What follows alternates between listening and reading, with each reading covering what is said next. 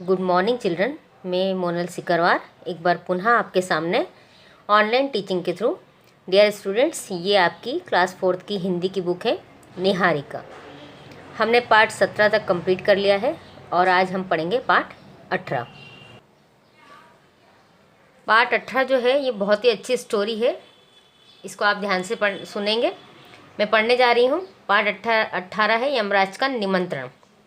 पहला दृश्य। ये एक राजा की कहानी है। राजमहल का कमरा, राजा और रानी सिंहासन पर विराजमान, मंत्री और भाट उनके सामने, है ना। अभिमान सिंह मंत्री से, क्यों मंत्री जी, मेरे विषय में प्रजा की क्या राय है?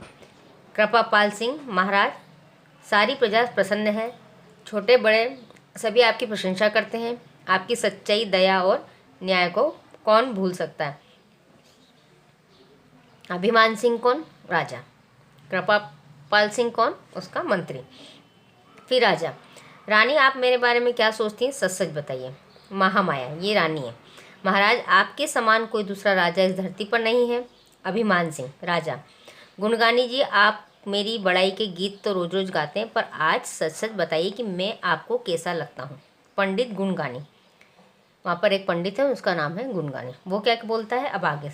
अन्नदाता, मैं कभी आपकी झूठी बड़ाई नहीं करता। आपके एक एक गुण की प्रशंसा पर एक एक पुस्तक लिखी जा सकती है।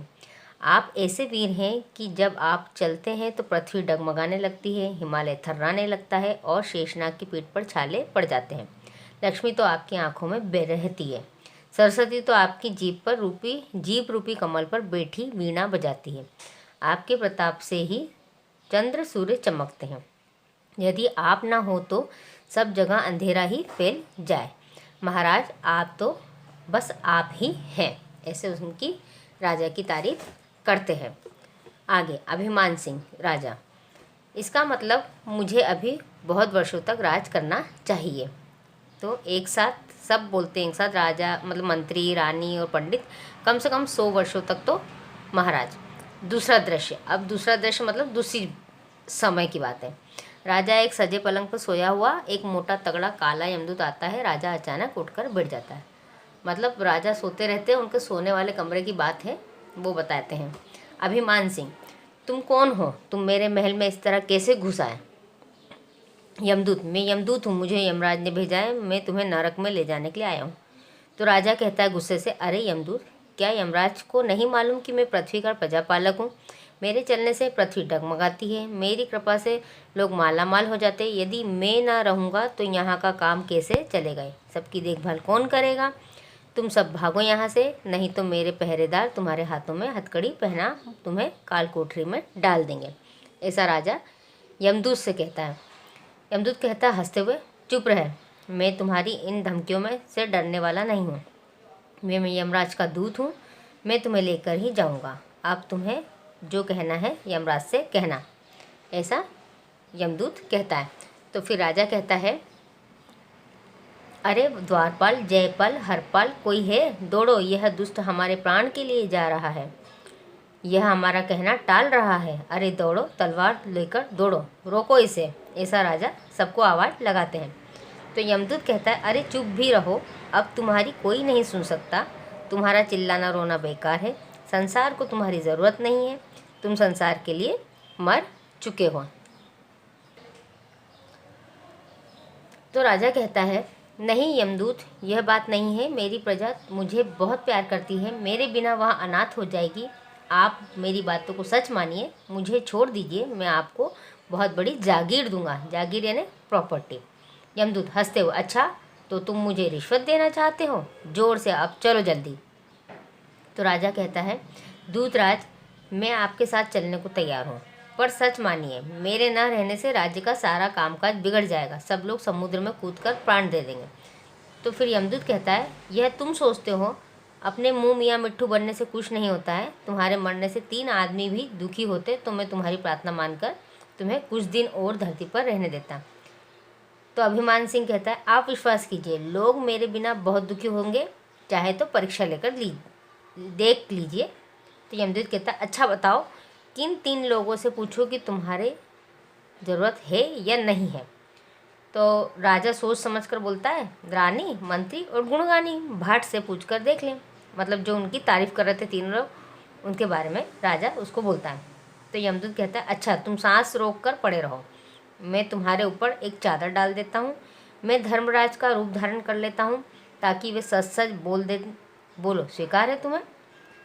ऐसा यमदूत कहता है। तो राजा कहता है हाँ स्वीकार है। यमदूत राजा को चादर से ढककर लेटा देता है, स्वयं वेश बदल कर आता है और रानी को बुलाता है। पहले किसको बुलाता है वो? रानी को बुलाता है। तो महामाया कौन है? रानी आती है। नहीं महाराज, यमदूत मतलब बुलवाता है। फिर यमदूत धर्मराज के वेश में बोलता है, महारानी यह तुम्हारे पति का शव है, क्या तुम चाहती हो कि मैं इन्हें जिंदा कर दूं? तो रानी क्या बोलती है सुनिए, नहीं महाराज, मैं तो इनसे बहुत परेशान थी। अच्छा है, अब मेरा बेटा राजा बनेगा और मैं राजमाता कहलाऊंगी, ऐसा रानी कहती है। तो यमदूत, अच्छा तुम जाओ। मंत्री का प्रवेश। फिर मंत्री आता है।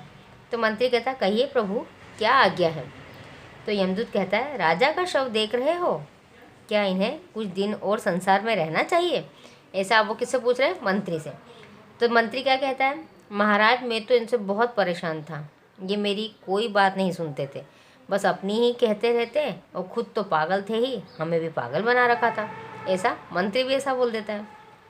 फिर यमदूत, अच्छा जाओ पंडित गुणगानी को भेजो। तो पंडित आता है। जय हो महाप्रभु।